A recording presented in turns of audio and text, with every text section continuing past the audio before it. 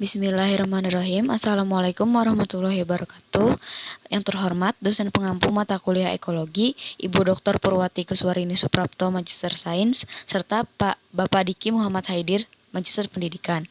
Di sini kami dari kelompok 8, kelas 3A akan membawakan materi mengenai ekosistem perairan. Adapun anggota kelompok dari kelompok kami yaitu yang pertama ada Sahrul Maulidin sebagai materi pertama dan saya sendiri Faradila Damayanti sebagai moderator dan pemateri kedua. Untuk konten materinya sendiri, yang pertama ada danau memiliki banyak asal-usul, yang kedua danau telah ditetapkan dengan baik karakter fisik, yang ketiga ada sifat kehidupan bervariasi di zona berbeda. Yang keempat ada karakter danau mencerminkan lanskap sekitarnya. Yang kelima, ekosistem air mengalir bervariasi dalam struktur dan jenis habitat. Yang keenam, kehidupan sangat beradaptasi untuk mengalir air. Yang ketujuh ada ekosistem air yang mengalir adalah sebuah kontinum dari lingkungan yang berubah. Yang kedelapan, sungai mengalir ke laut membentuk muara. Yang kesembilan, lautan menunjukkan zonasi dan stratifikasi. Kesepuluh ada komunitas pelagis bervariasi di antara zona vertikal. Yang ke-11 bentos adalah dunianya sendiri, dan yang ke-12 ada terumbu karang. Terumbu karang adalah ekosistem kompleks yang dibangun oleh koloni hewan karang. Untuk konten materi yang terakhir, yang ke-13 mengenai produktivitas lautan diatur oleh cahaya dan nutrisi. Untuk pemateri pertama kepada Sahrul Maulidin, saya persilahkan. Bismillahirrahmanirrahim. Assalamualaikum warahmatullahi wabarakatuh. Terima kasih kepada moderator yang sudah mempersilahkan saya untuk menjelaskan materi pertama, yaitu mengenai aquatic ecosystem. Para ahli ilmuwan ekologi tentunya mengklasifikasikan terestrial ekosistem menurut bentuk kehidupan tumbuhan yang dominan. Namun untuk klasifikasi ekosistem akuatik berdasarkan ciri-ciri lingkungan fisiknya. Fitur utama yang mempengaruhi adaptasi organisme terhadap lingkungan akuatik adalah salinitas air. Untuk alasan ini, ekosistem akuatik terbagi lagi dalam dua kategori utama, yaitu ada air tawar dan air laut. Selanjutnya, untuk kategori ini dibagi lagi yang menjadi beberapa tipe ekosistem berdasarkan substrat, kedalaman dan aliran air, dan jenis organisme dominan. Nah, biasanya untuk jenis organisme yang dominan dalam ekosistem akuatik ini berupa organisme autotrof. Para ahli ekologi juga membagi ekosistem laut menjadi dua luas kategori, yaitu sistem pesisir dan perairan terbuka. Ekosistem air tawar diklasifikasikan berdasarkan kedalaman dan aliran airnya. Ekosistem air tawar itu memiliki dua tipe lagi ya. Nah, di sini yaitu ada lotik dan lentik. Untuk lotik itu ekosistem air yang mengalir. Contohnya itu berupa sungai dan aliran air lainnya. Kemudian untuk lentik itu air yang tidak mengalir, termasuk kolam, danau, dan telaga, dan juga lahan basah pedalaman lainnya. Untuk kaitan antara air tawar dan air laut itu secara langsung maupun tidak langsung dihubungkan dari adanya siklus hidrologi yang kita ketahui berasal dari uapan air laut kemudian menuju ke arah perbukitan dan menghasilkan air yang mengalir ke arah sungai. Nah, di sini untuk hal ini, ekosistem air itu mengalir tentunya dimulai sebagai sungai yang tadi berasal dari air hujan. Nah, aliran ini pada gilirannya itu menyatu menjadi sungai saat mereka mengikuti topografi landscape. Nah, jadi dari perbukitan kemudian mengikuti topografi landscape mengalir menuju ke arah laut. Nah, untuk prosesnya sendiri itu tadi untuk air sungai mengisi cekungan berupa cekungan besar maupun cekungan yang kecil yang nantinya itu membentuk danau dan kolam. Nah, selanjutnya untuk air sungai melanjutkan mengalir ke arah pesisir pantai yang nantinya itu membentuk muara dan merepresentasikan transisi dari air tawar menuju lingkungan laut. Nah, dalam bab kali ini itu kita membahas tentunya berkaitan dengan hal ini itu, seperti ciri-ciri ekosistem perairan, baik itu air tawar maupun air laut, dan juga bagaimana pembentukan air tawar tersebut dan juga karakteristik yang ada di dalamnya. Langsung saja ke materi pertama atau subbab pertama 24.1, yaitu danau memiliki banyak asal-usul. Danau dan kolam adalah cekungan pedalaman yang mengandung tegakan air, atau kalau didefinisikan itu berupa cekungan pedalaman yang mengandung air dengan kedalamannya yang berbeda tentunya. Ketika kolam kecil itu kedalamannya sendiri sekitar 1 meter hingga lebih dari 2000 meter.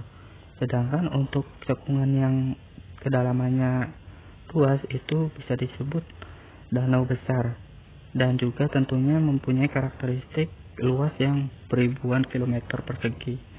Nah, di sini teman-teman bisa melihatnya ada beberapa gambar tipe danau dan juga tentunya berdasarkan proses terbentuknya yang sangat berbeda gitu. Nah, untuk gambar yang pertama itu yang berada di perbukitan terbentuk melalui proses glasial dan pengendapan. Nah, untuk yang kedua, yang gambar B, itu melalui sungai bergerak lambat dan lumpur mengandung air. Artinya danau ini terbentuk ketika adanya aliran sungai yang sangat lambat dan kemudian lumpur-lumpur itu memendung air atau memotong air ya, karena sangat lambat dan juga bisa terpotong adanya cekungan yang terbentuk oleh lumpur tersebut gitu.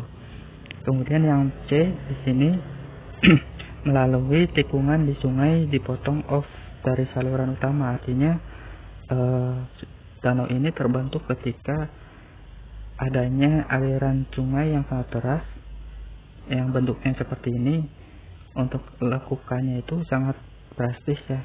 Nah, maka dari itu ketika sungai ini memiliki lekukan yang sangat drastis atau sangat deras, itu bagian yang di sini terpotong dan nantinya itu terbentuk danau ya lama-kelamaan gitu. Selanjutnya untuk yang D itu melalui aktivitas non geologi. Danau yang terbentuk oleh aktivitas non geologi yang gambar D ini bisa berasal dari hewan maupun manusia. Nah, ketika berasal dari manusia itu terbentuk tentunya mempunyai tujuan tersendiri, seperti membendung sungai dan aliran ini itu untuk pembangkit listrik atau irigasi atau penyimpanan air, dan juga membangun kolam seperti rawa dan yang lainnya gitu. Sedangkan untuk pembentukan oleh hewan itu contohnya yang dilakukan oleh berang-berang yang membuat aliran bendungan itu menjadi dangkal dan nantinya itu terbentuk kolam ataupun danau kecil seperti itu. Selanjutnya yaitu 24.2, danau telah ditetapkan dengan baik karakteristik fisiknya. Semua ekosistem lentik atau tadi berupa aliran yang tenang tentunya bergantung pada beberapa karakteristik yang membentuknya gitu, yang membangun danau tersebut, seperti adanya variasi oksigen, variasi suhu, dan cahaya yang sangat kuat. Nah, ketiga dari variasi ini atau yang membentuknya itu mempengaruhi distribusi dan adaptasi kehidupan di danau tersebut. Nah, untuk variasi oksigen itu tentunya kita ketahui dalam adaptasi dan distribusi kehidupan membutuhkan oksigen dalam perkembangbiakan atau kehidupan di dalamnya. Nah, semakin dalam permukaan seperti di kedalaman air danau itu tentunya sangat sedikit sekali oksigen yang terbentuk. Nah, ketika adanya variasi tersebut banyak adaptasi yang meliputi kehidupan di dalamnya gitu. Kemudian adanya variasi suhu, yang dimana kita ketahui variasi suhu biasanya berasal dari adanya cahaya matahari yang sangat kuat di permukaan. Adanya perbedaan juga di antara permukaan dan kedalaman. Jadi hal itu bisa mempengaruhi distribusi dan adaptasi kehidupan di dalam lingkungan atau ekosistem air yang berupa danau ini gitu. Nah, di sini ada beberapa pembagian zona berdasarkan penetrasi cahaya dan aktivitas fotosintesis. Yang tadi kita jelaskan juga faktor-faktor yang mempengaruhi juga ya. Nah, untuk zonanya sendiri itu dibagi menjadi dua zona. Horizontal yaitu terlihat jelas bagian mata gitu ya. Nah, berada di permukaan dan secara horizontal gitu untuk terlihatnya. Yang kedua itu ada zona vertikal, yaitu dipengaruhi oleh kedalaman cahaya penetrasi matahari. Jadi adanya zona vertikal ini terdapat perbedaan gitu berdasarkan adanya cahaya atau tidak di semakin ke dalamnya luas atau air danau tersebut. Nah, di sini untuk zona yang pertama itu zona litoral. Nah, zona litoral ini mengelilingi sebagian besar danau yang beberapa kolam sepenuhnya cahaya mencapai dasar, merangsang pertumbuhan tanaman yang berakar. Nah, di sini zona litoral teman-teman bisa melihatnya di sini ya. Artinya berada di permukaan. Nah, di sini sepenuhnya itu mendapat cahaya matahari gitu. Nah, di sini tempat banyak sekali organisme-organisme yang tumbuh ataupun mendapatkan nutrisi, baik itu makhluk hidup yang kecil berupa plankton atau zooplankton dan juga hewan-hewan air lainnya, dan juga adanya tumbuhan-tumbuhan yang berakar juga ya, yang tumbuh di perairan dangkal di pinggir danau-danaunya. Untuk yang B itu zona limentik yang meluas hingga kedalaman penetrasi cahaya. Nah, untuk zona limentik teman-teman juga bisa melihatnya di sini, tempatnya itu lebih ke arah meluas gitu untuk kedalaman penetrasi cahayanya. Selanjutnya zona profundal itu di luar kedalaman penetrasi cahaya efektif. Nah, jadi zona profundal ini sangat sedikit atau hanya sisa-sisa yang diterima dari zona-zona yang di atasnya gitu untuk nutrisi, kemudian cahaya matahari. Nah, untuk makhluk hidup yang berkembang atau hidup di dalam zona profundal ini, nutrisi yang didapatkan itu biasanya berdasarkan dari sisa-sisa yang zona di atasnya gitu. Zona terakhir pada zona vertikal yaitu zona bentik. Nah, zona bentik ini wilayah bawah yang merupakan tempat utama pembusukan. Jadi di sini untuk zona bentik sendiri terletak di bagian paling bawah di permukaan atau dari permukaan gitu. Nah, biasanya itu merupakan tempat utama pembusukan. Jadi seperti makhluk hidup, organisme-organisme yang mati ataupun zat-zat sisa pengendapan dan yang lainnya gitu untuk zona bentik ini. Selanjutnya subbab ketiga yaitu sifat kehidupan bervariasi di zona berbeda. Kehidupan akuatik yang terkaya yang berada di tepi danau itu banyak sekali ya organismenya. Nah, di sini terbentuk karena yang kita ketahui bahwa dasar di tepi danau itu merupakan hasil dari sedimentasi dan pengendapan zat-zat yang terakumulasi gitu. Nah, di sini yang berada di paling dangkal yaitu biasanya itu berupa tipe atau katail, yang dimana tumbuhan ini biasanya hidup di bagian bawahnya itu terendam lumpur atau bagian sedimentasi yang berada di dasar danau. Nah, kemudian untuk bagian batang atas dan daunnya itu berada di luar atau di atas air atau di atas lumpur tersebut. Nah, di sini kemudian ada Sparangium, Eucarpum red itu lebih dalam gitu untuk tempatnya. Biasanya itu pada bagian akar, kemudian batang tengah itu berada di bagian air atau masuk ke dalam lumpur. Nah, untuk bagian daun dan bunga kemudian bagian atas lainnya itu berada di permukaan atas air, dan juga untuk bunga atau batang atasnya itu mengapung. Nah, seperti itu. Kemudian ada Zizania wildrice. Nah, di sini ada bagian akar dan bagian bagian batang tengahnya itu terendam air dan terendam lumpur, dan bagian bunga kemudian daunnya itu mengapung di atas air. Nah, mungkin teman-teman juga bisa melihat bagian selanjutnya juga gitu.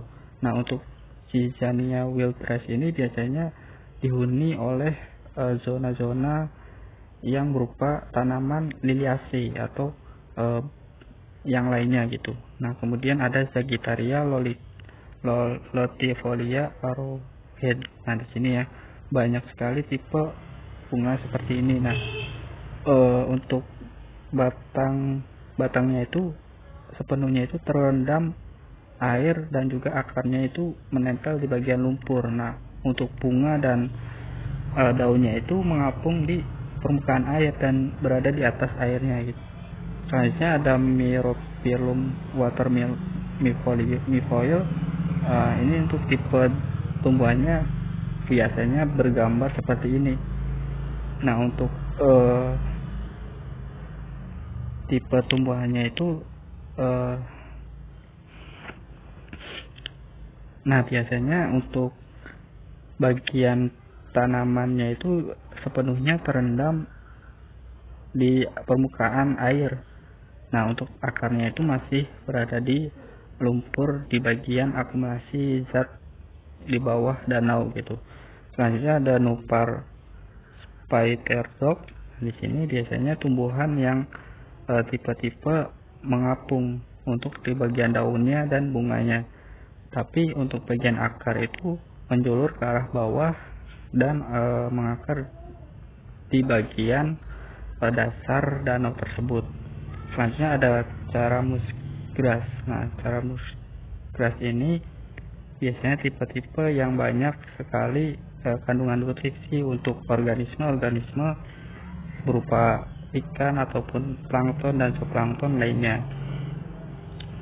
Nah, untuk zona muncul, mengambang, dan vegetasi terendam di tepi danau ini yang saya sebutkan itu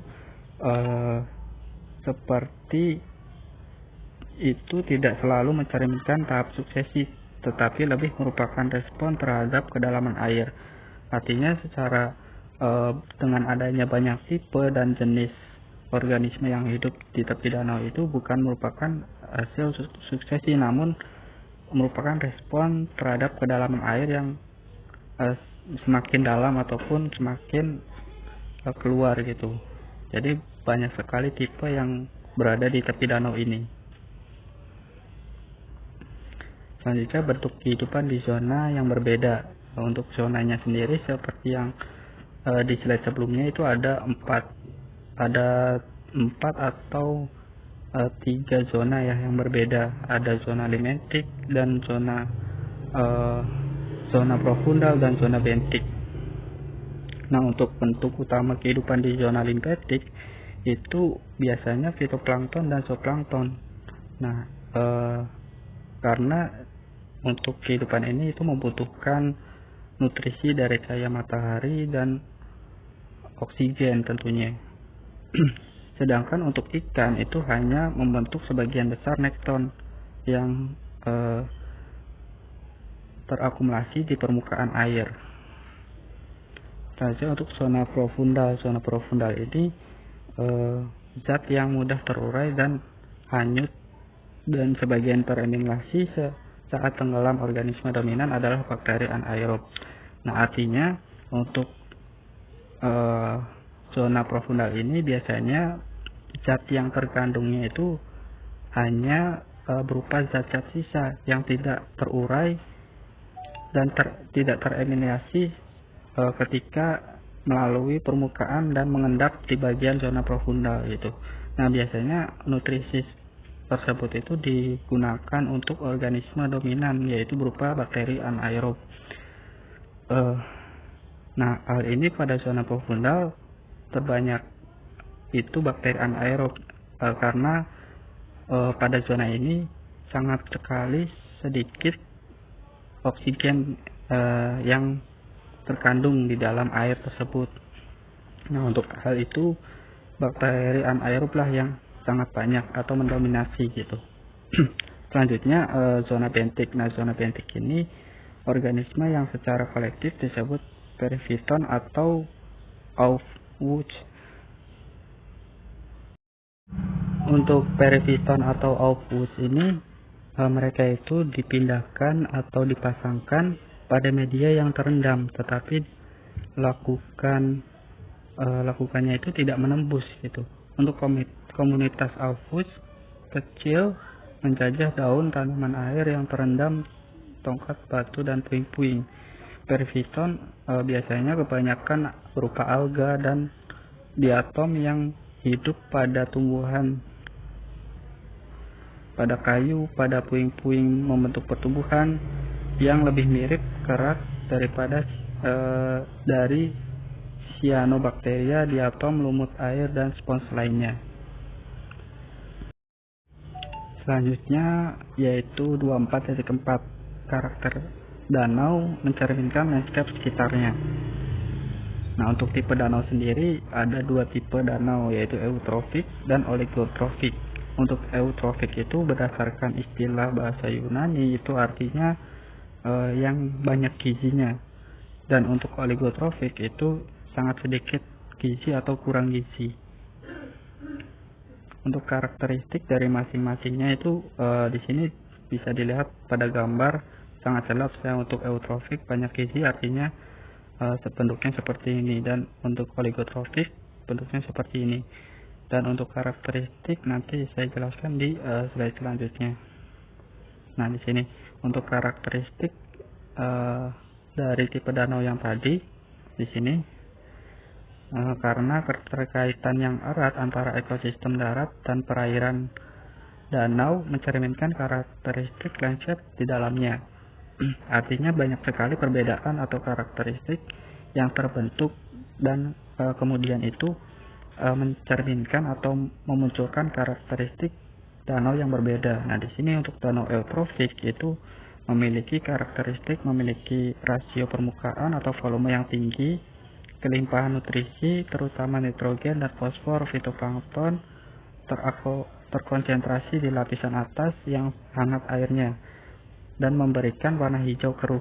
Nah, bisa dilihat gambarnya juga banyak sekali di permukaannya itu konsentrasi fitoplankton.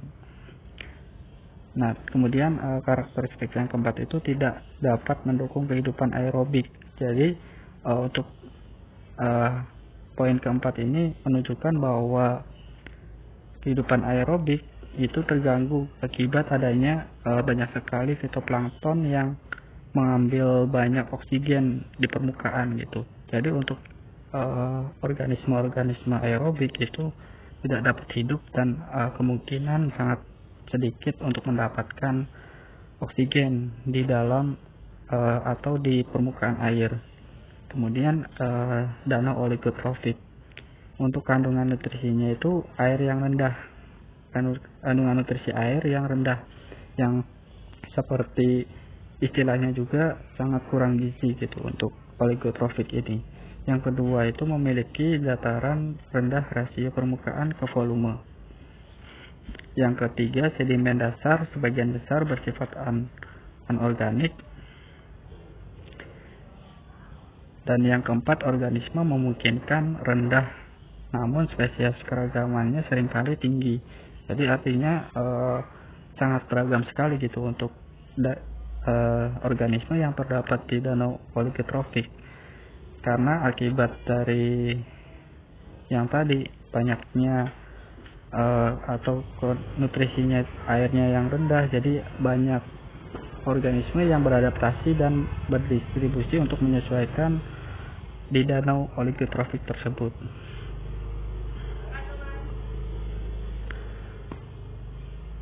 Nah, di sini poin ke-24.5 yaitu ekosistem air yang mengalir bervariasi dalam struktur dan jenis habitat. Dalam hal ini akan dijelaskan beberapa karakteristik yang muncul akibat adanya aliran air sungai. Beberapa sungai muncul sebetulnya itu terbentuk dari gletser, yang dimana pada gambar untuk gletser sendiri itu terletak pada topografi yang lebih tinggi. Untuk hal itu, aliran air sungai menjauh dari sumbernya dan kemudian mengalir ke arah dan dengan cara yang telah ditentukan dan menimbulkan atau memunculkan karakteristik ketika aliran air sungai tersebut mengalir ke arah topografi yang lebih rendah, seperti adanya formasi batuan yang mendasarinya dan membentuk beberapa tipe aliran air sungai, seperti aliran air sungai yang lurus kemudian berkelok-kelok, ataupun aliran air sungai yang deras ataupun yang lambat. Dan juga ada beberapa karakteristik yang akibat dari topografi yang membentuk air terjun. Nah, di sini untuk gambar 24.7, delta sungai dibentuk oleh pengendapan sedimen yang seperti kita ketahui untuk sungai tersebut bergerak pada topografi yang lebih tinggi dan menuju ke arah topografi yang lebih rendah.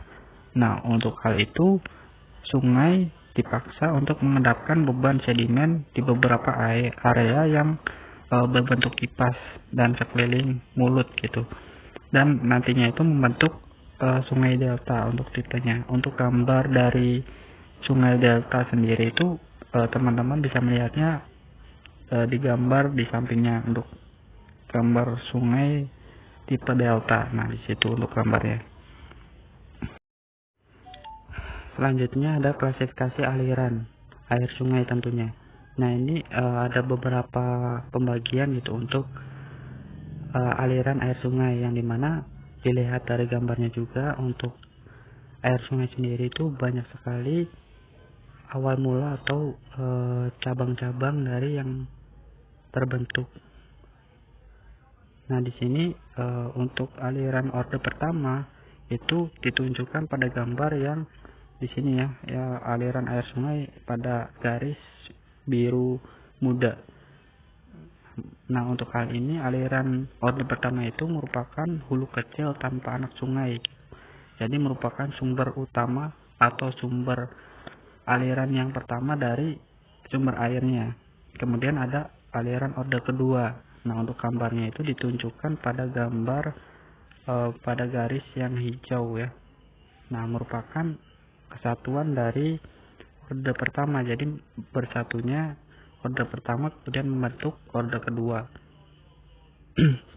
Kemudian ada aliran orde ketiga, yaitu aliran orde kedua itu bersatu. Nah, nantinya itu membentuk aliran orde ketiga dan seterusnya sampai pada aliran orde keempat. Nah, urutan aliran ini meningkat hanya jika aliran dengan urutan yang sama bergabung. Nah, artinya orde-orde selanjutnya itu merupakan hasil dari gabungan orde-orde sebelumnya. Nah, seperti itu untuk bentuk-bentuk atau klasifikasi aliran air sungai. Kemudian untuk kecepatan arus membentuk karakter dan struktur dari sungai. Untuk karakteristik aliran sungai yang memiliki kecepatan arus yang tinggi itu maupun yang rendah memiliki beberapa faktor yang mempengaruhinya gitu, atau karakteristik yang terdapat dalam sungai tersebut.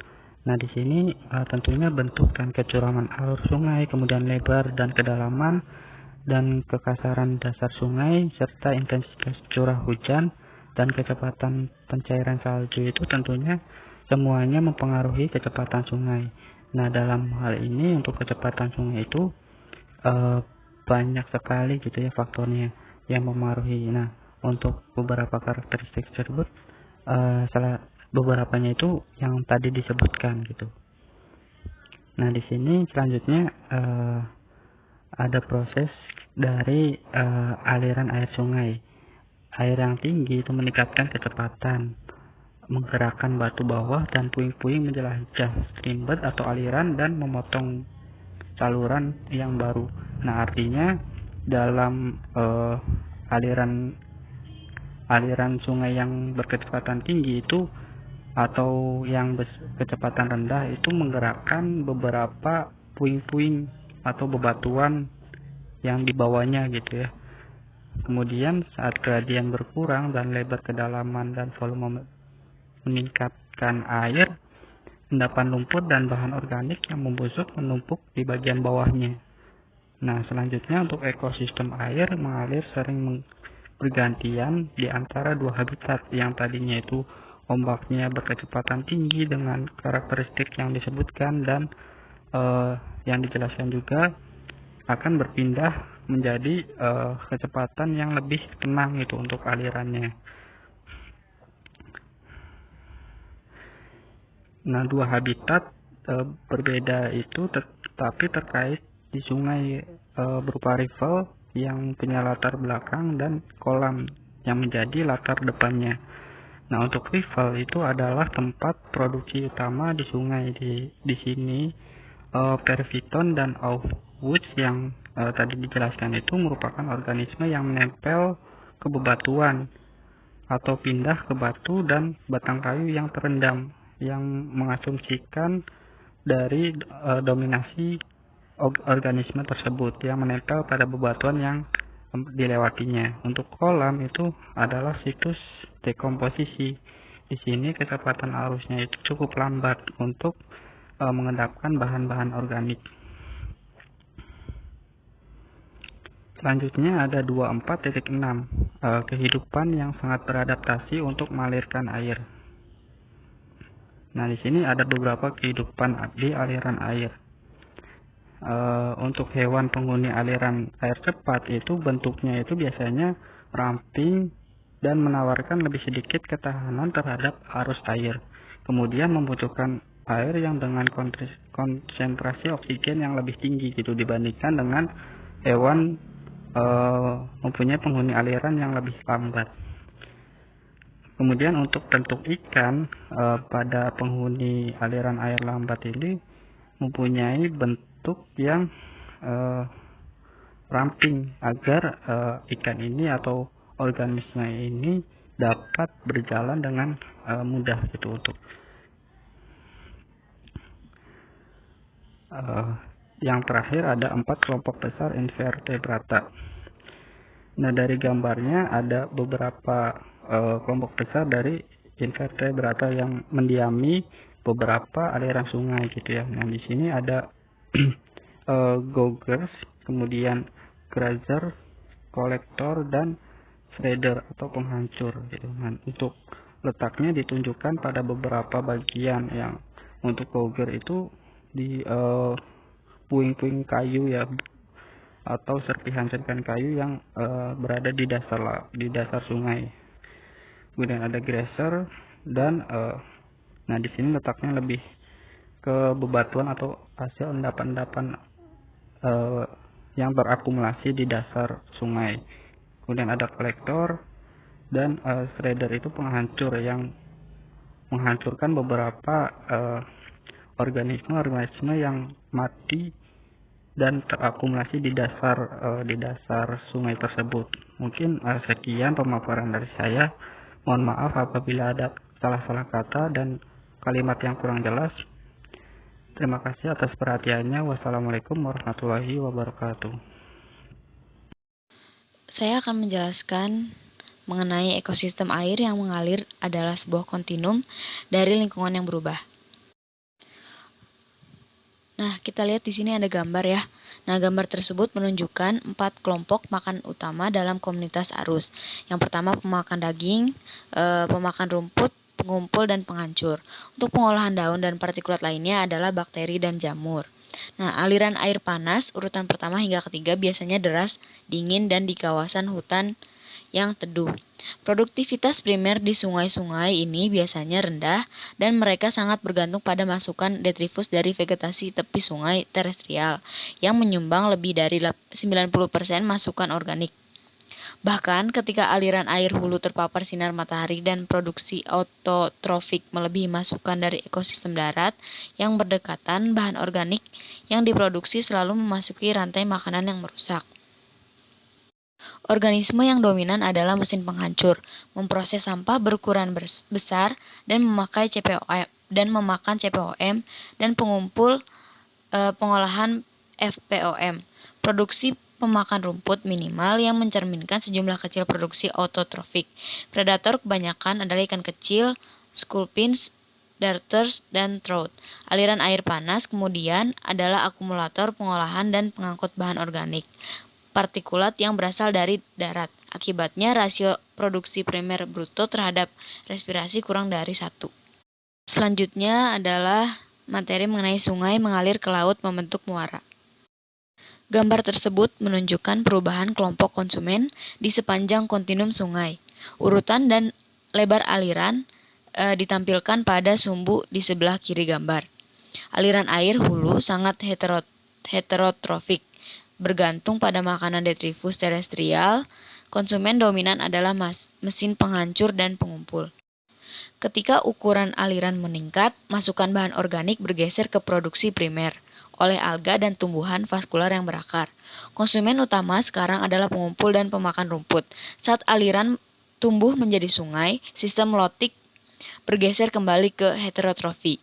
Populasi fitoplankton dapat berkembang. Konsumennya sebagian besar adalah pengumpul rumah tangga bawah. Komunitas ikan juga berubah ketika seorang bergerak ke hilir dari atas ke bawah seperti yang ditunjukkan sculpin, darter, brook trout, smallmouth bass, pickerel, sunfish, sucker, freshwater drum, catfish, dan shad. Organisme planktonik sepenuhnya bergantung pada arus. Pergerakan arus sungai dan pasang surut ke arah laut mengangkut plankton ke laut dan laju pergerakan air menentukan besar kecilnya populasi plankton. Salinitas menentukan distribusi kehidupan di muara. Sebagian besar organisme yang mendiami muara adalah makhluk laut yang mampu menahan air laut sepenuhnya. Beberapa penghuni muara tidak dapat menahan salinitas yang rendah dan spesies ini menurun sepanjang gradien salinitas dari laut ke muara sungai. Organisme sesil dan sedikit motil memiliki kisaran salinitas optimal di mana mereka tumbuh paling baik. Ketika salinitas melebihi kisaran ini di kedua arah, populasi menurun. Dasar tiram dan terumbu tiram adalah komunitas yang luar biasa di muara. Gambar samping.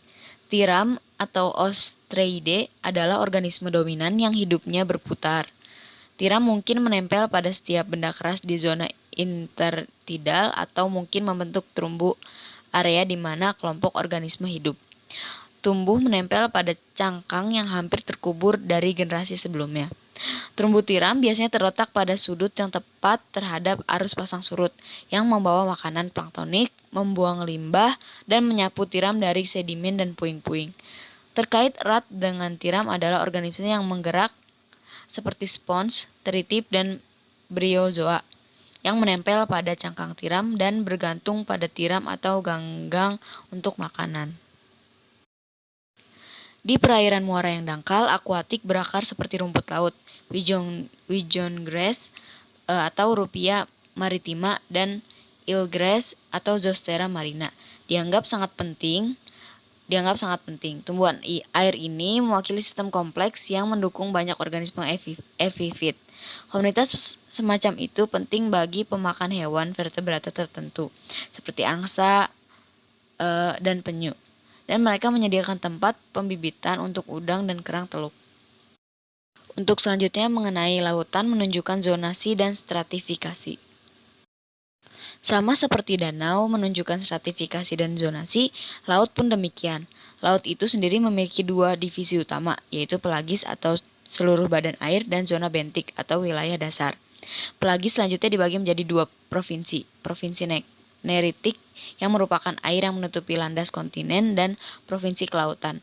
Karena kondisinya berubah dengan kedalaman, pelagis dibagi menjadi beberapa lapisan atau zona vertikal yang berbeda. Untuk materi selanjutnya mengenai komunitas pelagis bervariasi di antara zona vertikal. Gambar tersebut menunjukkan Coccolithophores memiliki tampilan lapis baja karena trombosit kalsium karbonat yang disebut coccolith yang menutupi bagian luar sel. Nanoplankton yang lebih kecil dari diatom merupakan biomasa terbesar di perairan beriklim sedang dan tropis.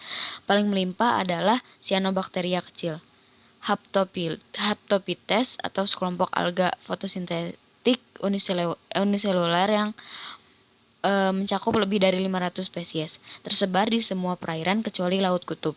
Anggota terpenting dari kelompok ini yaitu Coccolithophores adalah sumber utama produksi primer di lautan. Gambar di samping merupakan udang eupausid kecil disebut krill, dimakan oleh paus balin dan sangat penting untuk rantai makanan laut. Seperti fitoplankton, zooplankton hidup terutama pada arus, tetapi banyak bentuk zooplankton memiliki kekuatan berenang yang cukup untuk melakukan pengendalian. Beberapa spesies bermigrasi secara vertikal setiap hari untuk mencapai tingkat intensitas cahaya yang diinginkan. Saat kegelapan turun, zooplankton naik dengan cepat ke permukaan untuk memakan fitoplankton. Saat fajar, mereka kembali ke kedalaman yang diinginkan. Meskipun rasio ukuran predator terhadap mangsa masih dalam batas tertentu, beberapa organisme nekton terbesar di laut, yaitu paus balin atau Mysticeti, memakan pada mangsa kecil yang tidak proporsional, yaitu eopsid atau krill. Untuk materi selanjutnya mengenai bentos adalah dunia sendiri. Black smoker jauh di bawah lautan di sebelah lubang hidrotermal yang mengeluarkan batuan vulkanik yang pecah. Hiduplah beberapa hewan yang paling tidak biasa yang pernah dilihat. Foto itu menunjukkan black smoker dalam aliran penuh sekitar 2.250 meter di dasar laut di barat Pulau Vancouver di Juan de Fuca Ridge. Suhu air di cerobong asap melebihi 400 derajat Celcius. Sekitar ventilasi adalah cacing tabung, sekelompok hewan aneh yang hanya ditemukan dalam kondisi di mana tingkat tinggi hidrogen sulfida dapat memicu bakteri simbion internal mereka yang memproduksi makanan untuk mereka. Distribusi fauna ini terkait dengan sejarah perkembangan tektonik punggungan sehingga menghubungkan geologi dan biologi ekosistem aneh ini. Untuk materi selanjutnya mengenai terumbu karang adalah ekosistem kompleks yang dibangun oleh koloni hewan karang. Gambar tersebut adalah koloni cacing tabung raksasa dengan ikan dan kepiting ventilasi. Semuanya sangat terspesialisasi dan hanya ditemukan di lingkungan ekstrim ekosistem ventilasi hidrotermal. Terumbu karang terdiri dari 3 tipe dasar. Yang pertama, terumbu karang tepi, tumbuh ke arah laut dari pantai, berbatu pulau dan benua. Yang kedua, terumbu karang penghalang garis pantai yang sejajar dengan benua dan pulau-pulau dan dipisahkan dari daratan oleh laguna yang dangkal. Yang ketiga ada atol, yaitu cincin terumbu karang dan pulau-pulau yang mengelilingi laguna, terbentuk ketika gunung vulkanik berada di bawah permukaan. Terumbu karang adalah ekosistem yang kompleks yang dimulai dari kompleksitas karang itu sendiri. Karang adalah hewan modular, polip silinder seperti anemon dengan tentakel penangkap mangsa yang mengelilingi lubang atau mulut. Kebanyakan karang membentuk koloni sesil yang ditopang di atas nenek moyang yang sudah mati dan berhenti tumbuh ketika mencapai permukaan air. Dan materi yang terakhir mengenai produktivitas lautan diatur oleh cahaya dan nutrisi. Gambar di bawah ini menunjukkan peta landas kontinen dan upwellings, diadaptasi dari Archibald. Di perairan terbuka, produktivitas rendah di sebagian besar samudra tropis karena sifat permanen termoklin memperlambat difusi nutrisi ke atas. Di wilayah ini, pertumbuhan fitoplankton pada dasarnya dikontrol oleh siklus nutrisi di dalam zona fotik. Lalu produksi tetap kurang lebih konstan sepanjang tahun. Produksi tertinggi di perairan terbuka samudra tropis terjadi di mana air yang kaya nutrisi dibawa ke permukaan di daerah ekuator, di mana upwelling terjadi karena arus permukaan menyimpang. Gambar di samping menunjukkan profil termal, tingkat pencampuran vertikal dan pola produktivitas terkait di A, tropis, B, kutub, dan C, samudra subtropis selama 4 musim dalam setahun. Produktivitas juga rendah di kutub utara, terutama karena terbatasnya cahaya. Sejumlah besar energi cahaya hilang melalui pantulan karena sudut matahari yang rendah atau diserap oleh es laut yang tertutup salju yang menutupi 60% samudra Arktik selama musim panas. Mungkin dicukupkan sekian pembahasan materi mengenai ekosistem perairan dari kelompok kami. Terima kasih atas perhatiannya. Mohon maaf apabila banyak kesalahan. Dan apabila ada pertanyaan, disilahkan untuk bertanya. Bisa menghubungi saya sendiri, Faradila Damayanti atau Sahrul Maulidin. Terima kasih. Wassalamualaikum warahmatullahi wabarakatuh.